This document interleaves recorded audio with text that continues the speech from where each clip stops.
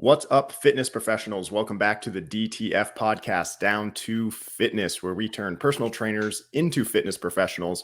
We are your hosts, Dayton McPherson, Kyle Radoon. Today, what we'll be talking about is how to generate leads so you can fill up that schedule and train your little butt off to your heart's desire. What's up, Kyle? Welcome back to the podcast, everybody. I am ready to train my little butt off. I Train feel your butt like off. lately, man, I have been training my butt off like crazy in my studio. You showed the me a last- picture of your schedule a couple weeks ago, and I was like, damn. I feel like I'm working in a big box gym again. I Oh, swear yeah. to you, when I started this, it was like, all right, gonna work, 3-4 days, gonna Yep. take on like 8 clients. I Sure think enough, man. I think I did 31 sessions this last pay period, hours, 31 hours. So I do about 15 a week. Most of mine are in the morning, but there was a time when you and I were just personal training and not directors. I can remember I was doing 60 hours a week, 55, 60 hours a week, just of PT.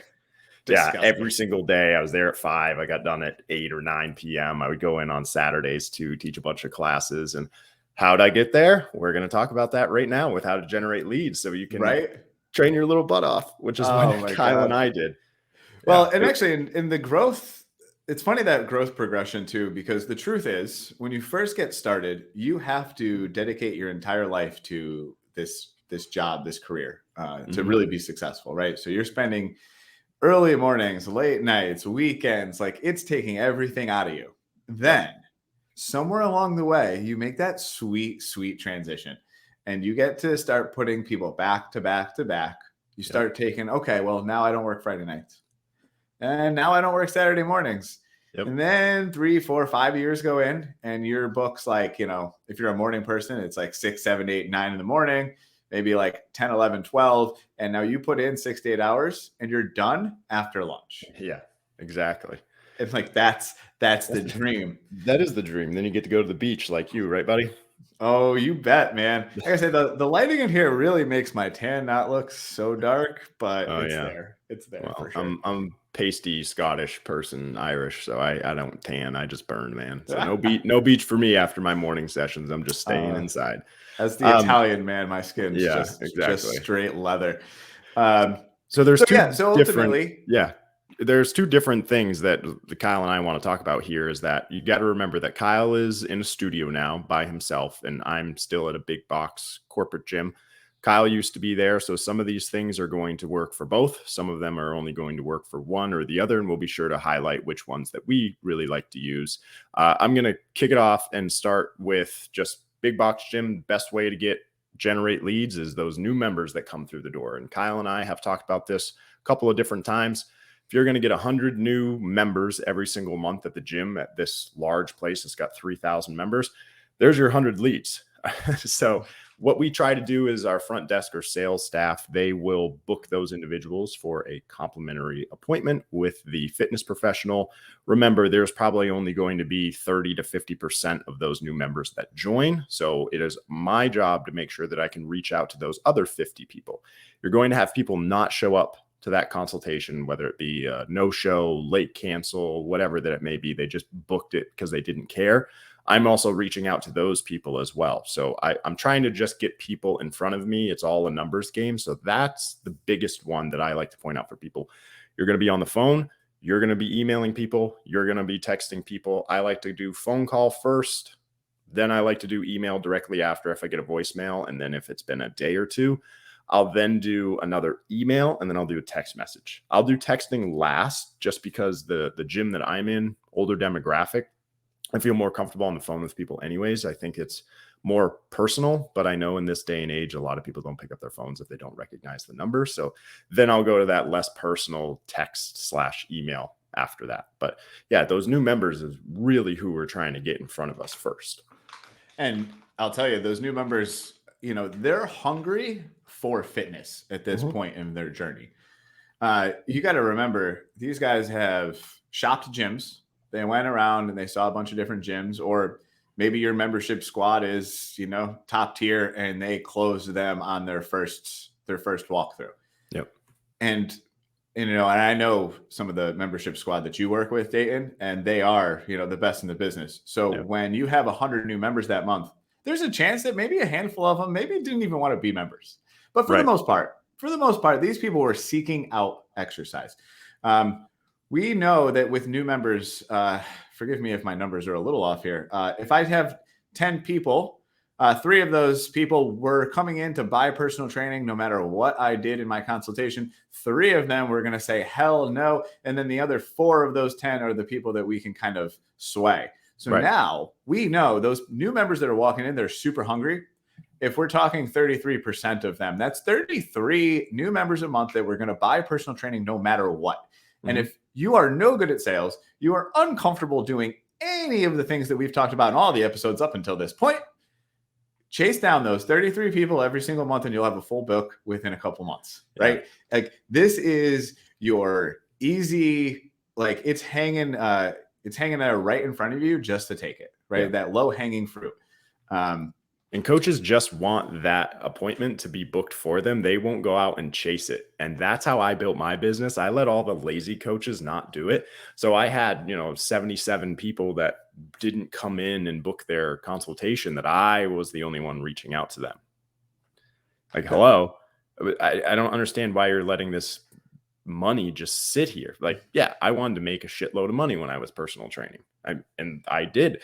And, burns you out like after a while. And then you move into the more executive role that I'm in now. But I built my business that way. And Kyle, what happens those people that do say no to you during that consultation? Are we just going to throw them to the wayside and never talk to them again? No, of course not. Because those are honestly, now, actually, let me say this. You want to close your sales on the first try. You don't really want to let them go. We call those be-backs, right? I'll be back. Well, if you've ever heard I'll be back, there's a 99.9% chance that they ain't coming back. They ain't calling you. Nope. It's over. However, that's what everyone told me when I entered this industry. My fitness director was like, nope, you lost the sale. There's nothing you're going to do about it. They obviously didn't like you. And it always felt like it was the end. Now, who I am as a person, I don't really give up that easily. So I would always call them back and be like, hey, you blew off the second appointment. Let's get you back in here. Hey, I know you said you've had trouble staying committed in the past, so you needed a little extra kick in the butt. So I hope you don't mind when I say this, but I'm going to come here, give you a little kick in the butt. So let's get you in here. I'll see you this week. Yep. You can get those people back. And I got the nickname, the Be-Back King, because everyone that I chased down came back. And in my very first year, I was surrounded by people that told me not to waste my time. And I did anyways, because I'm sorry, but if you are new, you have nothing to do. So you have nothing to lose. Yeah. So this idea that like, they're the 3 that are never going to buy no matter what, don't waste your time. Like you got time to waste. Right. Today, I don't chase down people like I used to. So it's a different situation. But if you are trying to generate leads to build your business, you better get out there and call every last one of them. Yep. Every single person that says, I'll be back, I'll talk to you later. I like to check their usage in the gym on the computer and actually give them a call, because in your discovery session consultation, if they told you that, oh, I'm going to work out 3 times a week, after 2 weeks, if I check and they've been in once, I'm going to call you and call you out on it.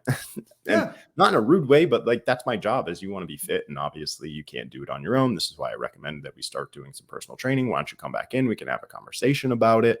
So, I mean, they will be back in some capacity, even if it's just to belong in the gym and have a good relationship with you. And they might provide you with some sort of like referral, or go talk to Dayton. He's really great. So they'll give you people too, which is wonderful. Of course. Trainers are always, if you ask them why they do it, the first thing they always say is, I want to help people.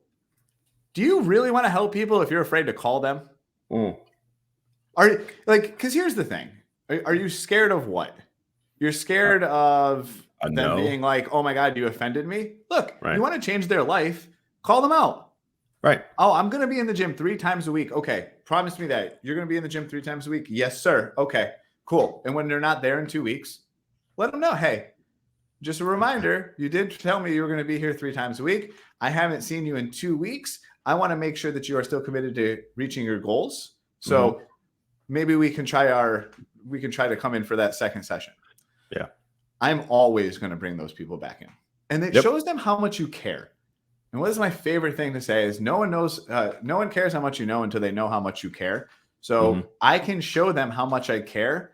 Then I can show them how good of a trainer I am. And no matter how bad of a trainer you are, you can give a shit easily.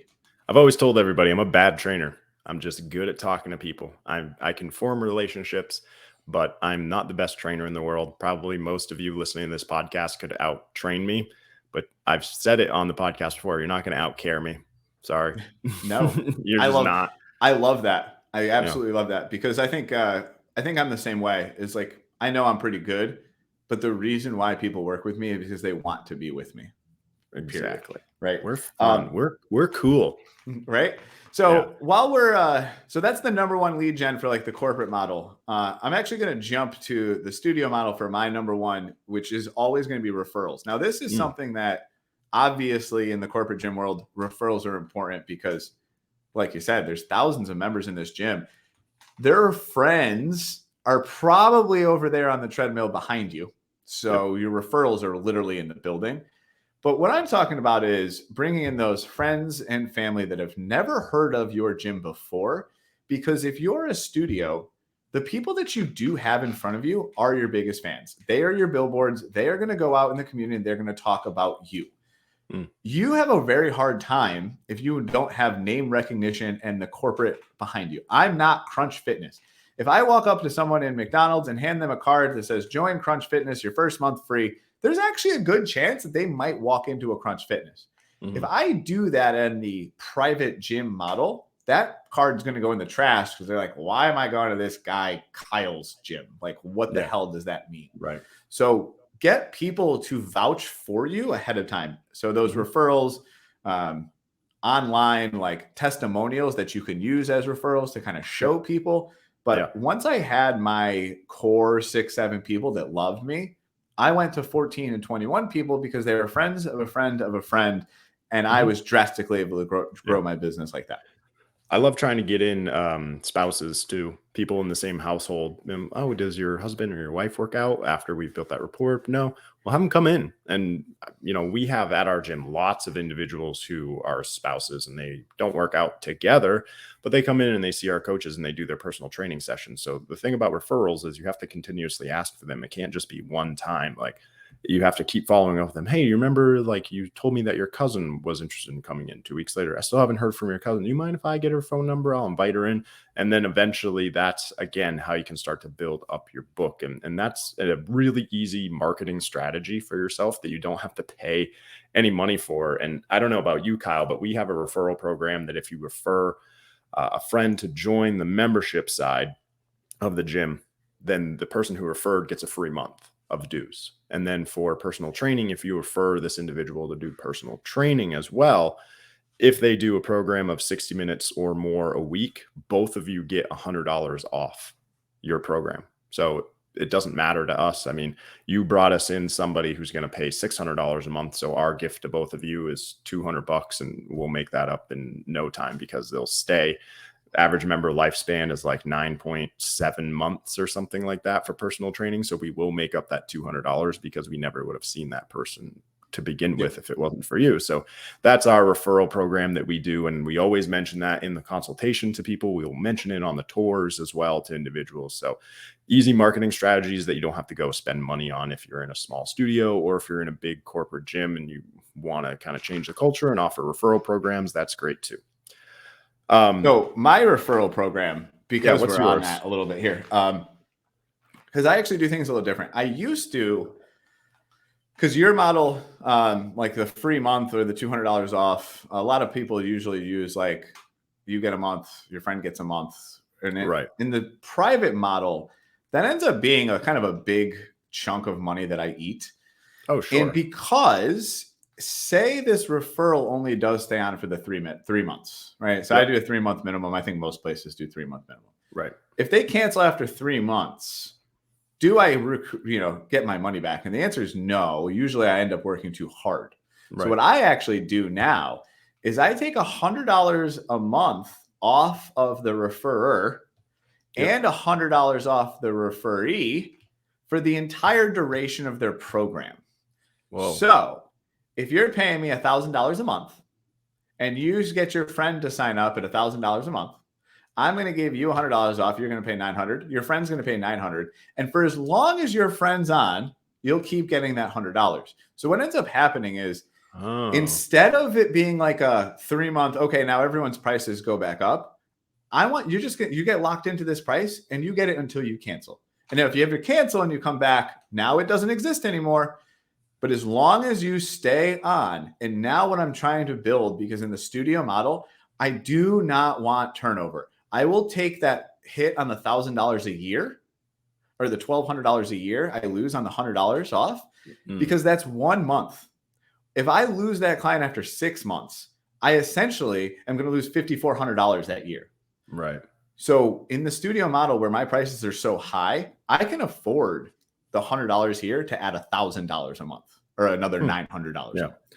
And then so it keeps just both got to of do them the consistent. Math. Yeah, it keeps both of them consistent. If one of them is thinking about leaving and the other person's price is going to go up, they might be like, no, you got to stay. You got to stay. That's really smart. And their friends or their spouses, and they're like, well, if I cancel, right? And now you go back to the spouse thing. If the husband cancels, it costs the family $200, not just the $100. Right. So now, well, hold on. If your price goes up when I cancel, why not me keep taking advantage of this low price?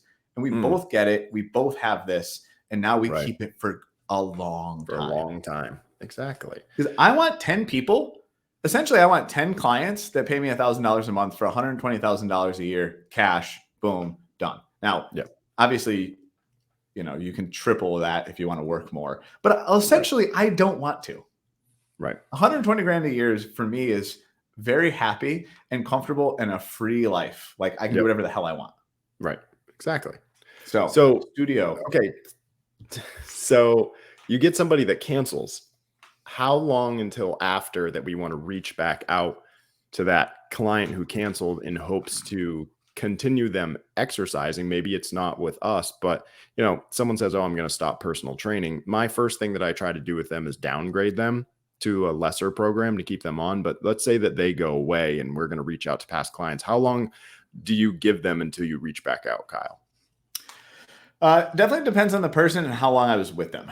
If they were like a 3-month and done, I might give them a couple of months just because they probably need some space. They didn't really like fitness. They weren't a fanatic. Right. If I've had a client for like 9, 12 months, 18 months, and then like they went away and then just like kind of fell off, I'm texting them every day, like the week later. Yeah. So, it kind of depends on the rapport I have with this person. But generally speaking, I'll give you a month or two to kind of like decide that you didn't like it. Or 2 months is also, for me, what I notice is if you have a fitness routine, people get healthier and fitter, but they don't see it on the scale or the mirror. So they say they're not better. They say you did nothing for them. But because it's slow and steady, they don't realize how much they've changed.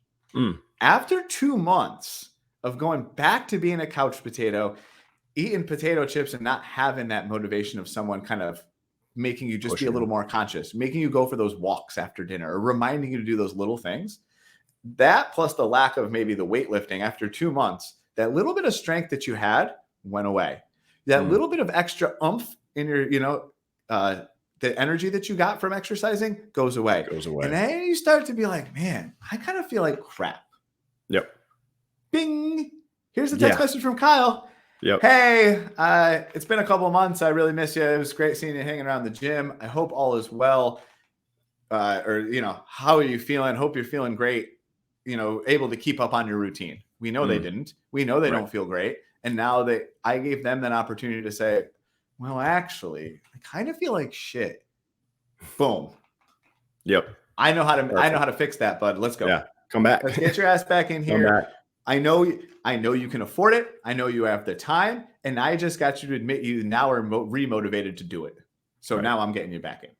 That's perfect. I love it. How would you handle that? That's exactly what I would do. If it's someone that was just 3 and done, it's going to be a month or 2. But if it was someone that I was training for, or with, I should say, for a couple years, like I'm going to message you pretty frequently. And unfortunately, in our industry, a lot of the times what happens is if somebody leaves, regardless of whatever it was, like they might ghost you. Like I had relationships with people for 4 or 5, 6 years. We saw each other 2, 3 times a week. And, they go away for whatever reason. They stop training. And then it's like, hope you're doing well, reach back out. Like I'm not trying to sell you personal training. I'm just, we have a relationship. We built rapport. How are you? Happy holidays, happy birthdays. And you might get nothing. And then eventually it's just like, okay, like you're done. Like we don't have to continue to do this charade and you not reach back out to me, which is fine. So, the other thing I want to talk about as well is, we've said it before, is running for mayor and having everybody know who you are in the gym. So Kyle said this before a couple of minutes ago, you don't have anything to do when you get into the gym. You have no clients, you're not making any money. The only thing that you can do is talk to people, whether that be on the phone or email, trying to get people in. But you have to remember that you also have, if you're in a large corporate gym, thousands of members that are around you. So you have to go shake hands and kiss babies and go talk to people that are on the treadmill. Hey, how you doing? You need to go stand up at the front desk and hand out towels. You need to go take a group exercise class. You need to go take that spinning class, because the more people that know who you are, you become the prominent trainer in that facility. I didn't want anybody else to know who the other coaches were. Like, Dayton, me, because when you are ready to start a fitness program, you feel comfortable with me. You're not going to go see, I don't know, Daniel down the on the other end training his clients. Even if he has the biggest book, he's the best trainer in the world. You don't know him. He didn't take the time to talk to you and ask you what you were doing. So you have to run for mayor. And I know that Kyle was great at that. I still try to do it now in my gym, where it's like top of the hour when all the personal training clients switch over. You got people leaving and people coming. I'll try, if I'm not like on a call or something, to just do a quick walkthrough. And it could be something as simple as, hey Jake, how you doing today? I'm great. How are you? Awesome. Good to see you again, man. And that's it. Mm-hmm. I want people to feel comfortable with me. Yes, I know that I may not be training them. I'm not trying to train them. They're with their clients and the personal trainers. But if I can talk to you and you feel comfortable in whatever aspect that might be, like, you're going to come talk to me. So run for mayor and do those things. Like, you have this huge gym around you. For those of you that are at a big box, like, go utilize it. Take advantage of all those people that see you every single day. Yeah. And actually, you just said something that kind of struck an idea with me, is that, a lot of these people they're in the middle of these workouts, even something as acknowledged as like the eye contact and a head nod. Mm-hmm. Because a lot of these people, like, they're in their own world and they're kind of like, they're trying to work out. They don't want to necessarily be disturbed, but sometimes that like respect of just being like, hey, I see you. Yep. Is good all job. You really need. I was known for like that eye contact and that little point, like, I see you over there, like kicking ass. Nice job. And just keep walking. Or even just like that, I'm walking by you and kind of like bump into you, give you a quick little dap. Yep. Those relationship builders don't take up any time. You don't even have to have any real communication skills, but to like encourage the people that are exercising in your facility. Right. It's literally that simple. Yeah. Highs, buys, teeth, and eyes. Hello. That's the one. Goodbye. Smile and look at people. Yep. Yeah. That's all that it takes. So that running for mayor part too, like you mentioned taking group fitness. I think a lot of people underestimate the value of group exercise. There's 30 people there. This is what drives people into your facility for the most part. HIIT classes, boot camp classes. I mean, it's 2023 and it's still the number one reason why people join a gym. I mean, this was back to the 70s, 80s, and 90s, and it's still to this day, 60, 70 years, the place that people want to be in the gym is going to be the group X room. Mm-hmm. And I've talked about this before, is if you want to separate yourself, you got to teach some of these people the benefits of strength training, because they've never taken long rest periods. They've been too scared to get their hands on a barbell or a heavy dumbbell. They're used to a rubber-coated pink dumbbell. Talk to these people about the benefits of strength training. And I also want to kind of add in here, when I say strength training, I really mean resistance training. These folks tend to do 1,000 jumping lunges with 6-pound pink dumbbells. Yeah. And every one of them complains that their ankles, knees, and their hips and their low back hurt. And then they go back and they do more funny looking jump lunges with their foot on a bench or whatever the hell else is going on in there. If I could take them and do like 100 banded hamstring curls, all of a sudden they walk down the stairs and they go, Kyle, I went up the stairs and my knee didn't hurt. it didn't take me much to show you the value of isolating a single muscle, improving hamstring strength, and literally made your knee pain go away as you walk down the stairs. Yep. You want to grab anyone in group fitness, and this will work 99% of the time, and you will go, yeah, no more knee pain. Hire me. Exactly. Easy. So the other thing that is, kind of easy for people to do is anything on social media, whether that be easy for you because you're the Instagram star. Take over now. Yeah, sorry. For those of you that don't know, I also have a video game Instagram. I have a pretty sweet game room, and one of my videos just had like 1.3 million people watch it on Instagram. I'm not on TikTok. I'm just on Instagram. But anyways, that's neither. Got 1.3 million views. We got 7 listeners. Yeah. And by the way, I run the Instagram for the podcast. Yeah, I don't run the Instagram. Kyle does. Maybe it should be the other way around. It should be. I'm not good at this. But with social media, you should have a Facebook page. You should have an Instagram, regardless of whether or not you are a studio. We are going to have somebody on the podcast in a few weeks that opened a studio a couple years ago, and she's really great at doing social media. So that could be some questions for her that we'd like to ask. Newsletters are wonderful as well. You have all these people's emails. I had 3 newsletters that I sent out when I was just doing personal training. There was one for personal training clients. It was just, I called it Motivation Monday. Could be a picture, could be a saying, something like that. Then my, small group training, I was going to say group exercise, small group training individuals, they would receive an exercise of the week. And the exercise of the week we would put in the workout. So it gave them something to look forward to. And then I would do one for individuals who I did consultations with that decided not to pursue personal training with me. And if you stop personal training with me, you didn't get the newsletter anymore. If you weren't doing small group anymore, you didn't get the newsletter anymore. And I say this because I specifically remember there was one time that someone had left small group. They weren't going to do it anymore. And she sent me an email the next week and she's like, hey, I didn't get the exercise of the week. And I said, that's correct.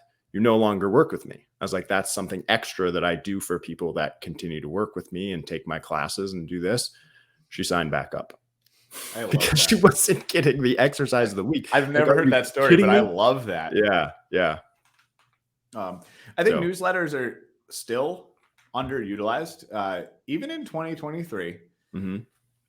As much as maybe the click-through rates and the open percentages aren't very high, it is very easy to send out one click to an email list of 1,000 people. Mm-hmm. And if even if your open percentage is 10 and 100 people read it, and of that 10% of them actually click the link and check out your stuff, that's 10 people.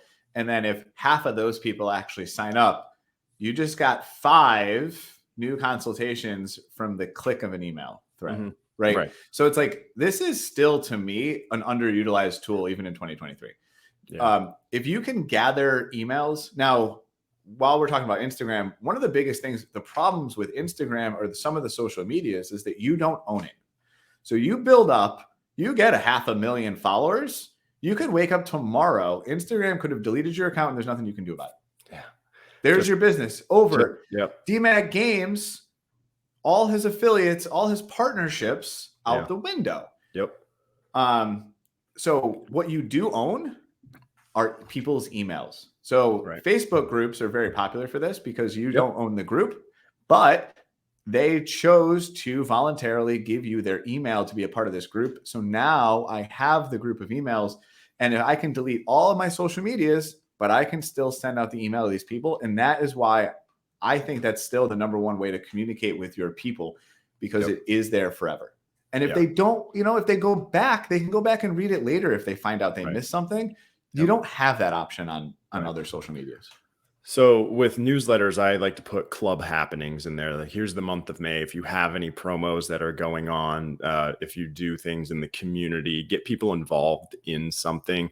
If I had a complimentary small group that I was going to do, send that out. If I had a complimentary nutrition seminar that I was going to do, send that out. I mean, there were so many times that I can remember giving things away for free in the beginning, because again, Kyle said, you don't have anything to do. What's the worst thing that happens? You get in front of 3 people from doing a small group training program. Okay, cool. That's 3 people that maybe you wouldn't have met in that case. And then from those 3 people that you just got their information from, then I try to book them for a complimentary consultation. And then I try to sell them on personal training. So I did something for free with the small group. I got those 3 emails. Now they're on my newsletter. Then I book their complimentary appointment for personal training. So now I've given them 2 complimentary hours.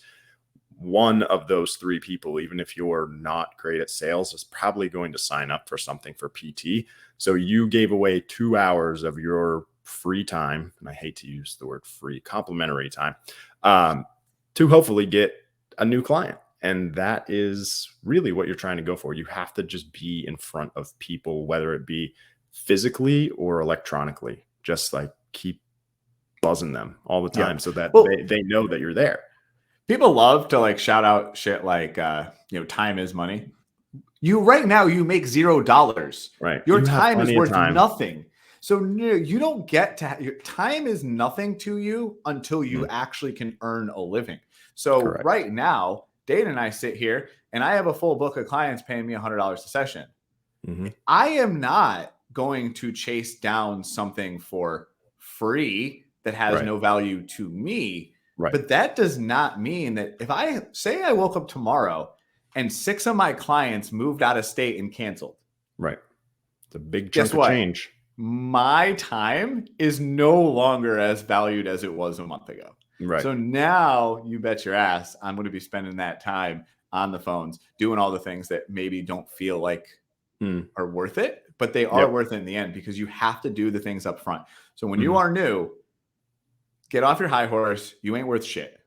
Yep. You're not. You think you are, because, everybody thinks personal trainers are going to make that $100 an hour, and you can get there. It takes some time, but you have to be willing to put in that extra work. And if you aren't, you're never going to make a ton of money in this profession. You have to do so freaking much. And people don't get that. Like, you're promised these clients when you go to a gym, and then you're like, oh, I'm not making any money. How do I get clients? You got to do all these things. It's not just about hoping that the membership advisor puts a complimentary appointment in your schedule. You got to go out and be hungry and do it, because if you're doing it, I can guarantee that no one else in your facility does it. I still see it to this day at all of the centers. It's like you get that one hungry coach.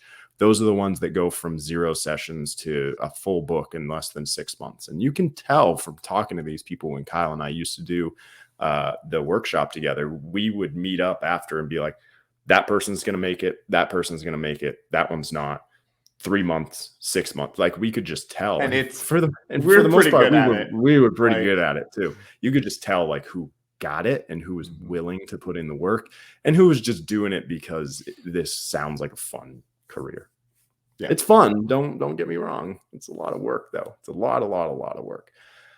So Kyle, in a small studio like yours, we have this as well. We have corporate partnerships that we do with businesses that are around us.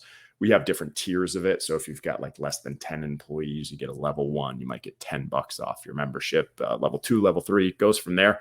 So how important to you is going out into your community and meeting up with either like-minded businesses or businesses that are around you?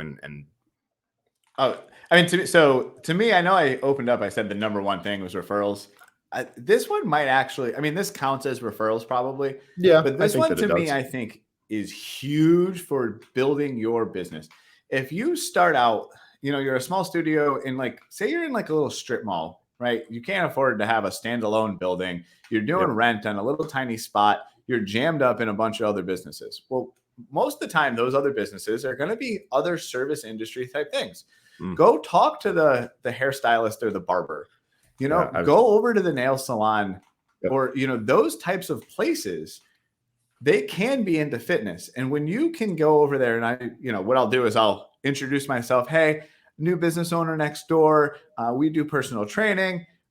If you're interested in fitness, I would love to have you over and work with me or maybe one of your employees that might be interested. What I would do is I'm training the owners or other people, employees of that business, because what happens now, if you've ever worked out, what happens after you work out? you go to work, the first thing they do is they talk about what they did. So they're sitting there cutting your hair. Oh yeah, I got a new trainer. Oh, they're over next door. Oh my God, I had a lot of fun. 3 months from now, when they lose 50 pounds, they want to tell everybody. Guess what? Great. Yeah. They already have this big book of business. They have referral leads because they're a service industry as well. So they are always putting out marketing into the community to bring new people in the door. Yep. People always need haircuts, except for me. I'm the exception here. So these huge amount of people are coming into basically next door to your building that has zero reputation, zero friends. But guess what? You train the owner next door. You now have rapport with their entire business. Yep. Right. If you have the protein shake down the street, the smoothie spot or whatever, you go over there and you say, hey, I'll train you for free. Everyone, give my members 10% off your smoothies, and everyone comes in here. They get to save a couple dollars. Right. I'm going to leave my cards here for training. So those are things that I want to work with the business owners, and I want to work with the business owners that are going to promote the shit out of me. Right. So you have to find businesses that will promote you, exactly like Kyle said, offer them some sort of discount. There's vice versa as well. Like, we'll give your people 10% off if you give my people 10% off. So the businesses that I like to look for are car dealerships, because the people that are going out and buying Mercedes and Land Rovers and Jaguars, like, can probably afford personal training too. So car dealerships, hair salons, nail salons, barber shops, private studios, whether it be yoga, massage therapy, red light therapy, physical therapy offices, other PT. Yep. And the last one is like mom and pop health stores. Like, we have one by us that is like a juice bar store. We have another one that is like a Whole Foods, but it's not a Whole Foods. It's like better food for you, like things like that. Try to find businesses that will promote you. I'm not going to go down the road to the Guitar Center, maybe. Like, you have to kind of figure out for yourself, like, who is going to be your vocal people in the community to help promote you. Typically, I like the service industry folks. They're the ones that talk the most about their experiences. Like servers, restaurant owners, those are the people that really, they like literally share every part of their lives. And then now this is another one that's kind of new since I've been a little out of the game. Now, I'm not the social media guy, but I will tell you, small time influencers are where it's at for some of those studio type businesses, because if you can, and there's services now where you can literally hire people with like 10, 20,000 followers in your community. And if you can get one of those that are like fitness influencers, 20K in a small town is a big deal. So if you can get them to train them once a week for free and get them to just put out an Instagram post of them working out once a week, that's worth it alone to get out in the community. So, leveraging social media in that sense, I think we can do a whole separate episode on like building your online brand. So I won't get into like social media stuff there, but I think those are ways to leverage it for sure, to put your name out there. Write that one down. I will do a social media one, because I started off with, and I'm not huge, just so everybody knows. I started off with like 400 people. I've been doing it for almost a year. I think I have like 2,100 right now. And my growth just keeps exponentially going. I've had, 6 or 7 companies that I've worked with that send me free stuff, promote me on their stuff. I mean, it's a lot of work. It takes a lot of time, but I wasn't someone who knew what I was doing. I just kind of learned as I went. And I wish that somebody could have told me all the stuff that I didn't know. I had somebody reach out to me a couple weeks ago that has like 70,000 followers. Same thing. He does video game stuff. He's like, hey, just so you know, your videos have like dropped off. I was getting like 400 views, 500 views, 600 views. And I was like, I don't understand. I was getting like thousands before. He goes, because you're copying and pasting all of your hashtags into your thing. He's like, you can't copy paste in Instagram. They'll flag it and they won't push it out. You physically have to write them in there. I had no idea. Started doing that within 2 weeks. Within 2 weeks, 4,000 views, 5,000. My one from yesterday, 13,000 views. A couple weeks ago, 1,000,000, 150,000. Like, it was just like when I wasn't banned. I do think shadow banning is real. For some of you that don't know what that is, it means that Instagram doesn't push your stuff. But we will talk about that why on would a a later. video game podcast or a video game channel get shadow banned? Because I get shadow banned a lot because I talk hella shit about COVID and like Oh, government and like food quality. Like I go yeah. in on my Instagram, Yeah. but I don't know. It's not that I'm like spreading hate. I'm just not following like the way that it should be done with like no copy pasting. I had no idea. So they shadow banned me. But okay. we'll talk about that on a Another different time. episode. Another episode. So other marketing strategies, I think we talked most about the stuff that's in the clubs. I think the only other thing I talk about, which is not as important, is like Nextdoor. If you are a local community, this is something that I did not take advantage of early on, and I wish I did. I was kind of in business in the small studio model for a year, and then I always hated Nextdoor because I got like a million notifications and everyone was complaining about the neighbor that didn't mow their lawn or the dog that went missing. And every day it was like annoying posts. So I kind of avoided it. I had someone that I really respected be like, dude, you're an idiot. I said, okay, well, you know what? I'll give it a shot. I'll give anything a shot because why not? Right. Posted one little ad I put together in Canva. It took me 15 minutes. I threw the post out. I said, hey, I'm new to the neighborhood. I trained some people out of my little spot here. If anyone's interested, call me. I didn't put out prices. I didn't give a big lecture about how important I am or my reputation or my experience. I didn't put transformations. I signed up a client within an hour. Literally commented, added me as a friend, had a conversation on the phone, and she was set up. That's great. Every single time I post, I get at least one phone call. That's great. And I mean, when you're in a small studio model, we're not talking the 1 million corporate gym spot here, but we're talking like I only need 10 to 20 clients to pay my bills. So what an excellent way. People want to trust their neighbor. So like start with Nextdoor, the people in your smallest community. They're also going to be the most trustworthy. They're going to be the most easy to commute because they're close by. So they're only a few minutes, a few minutes or miles away. Like no brainer. Absolutely. So yeah, man, I'm good with this episode. I think that we hit some stuff that's great that a lot of coaches know that they should be doing, but we're here to drill it into you that you have to be doing this stuff if you want to build your book of business. And for me, it's just reaching out to people consistently and all the time and running for mayor, making sure that you are forming relationships with people.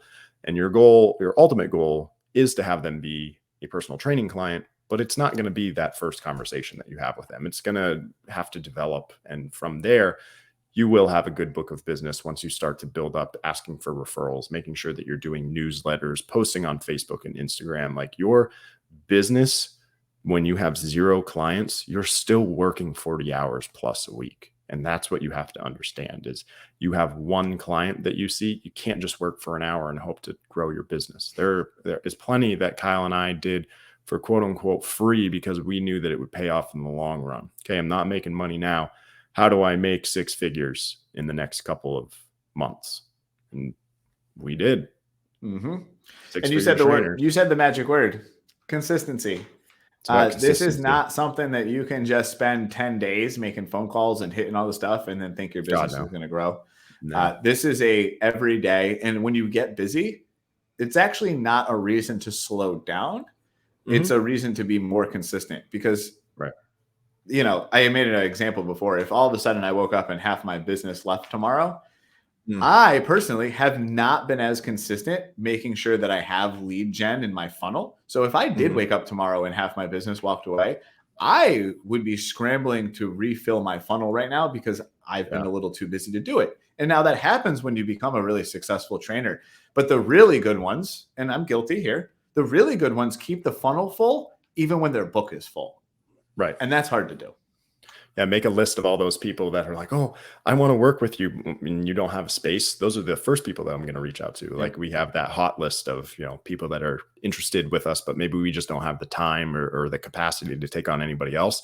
And then it's just as you go. I had plenty of people that I did that with. I was like, hey, someone just left. Like that day, I called this woman. I was like, you said that you wanted to train with me. My book is open, but you got to sign up today, or I'm going to call this next person and the next person, and it put some urgency on it. Oh, absolutely. I mean, and now we're dragging this episode a little longer, but I had a 6 a.m. client. She was 3 times a week. She just canceled. And I said, I already had another client that's wanted that early morning spot for months. Now they've been struggling to kind of fit themselves into any time, hoping that one day it would open up. Sure enough, the day came, but guess what? I looked at her and I go, she goes, well, I'll be back at the end of summer. I need time. I said, well, when you come back, you don't have your spot. Guess what? She still hired me.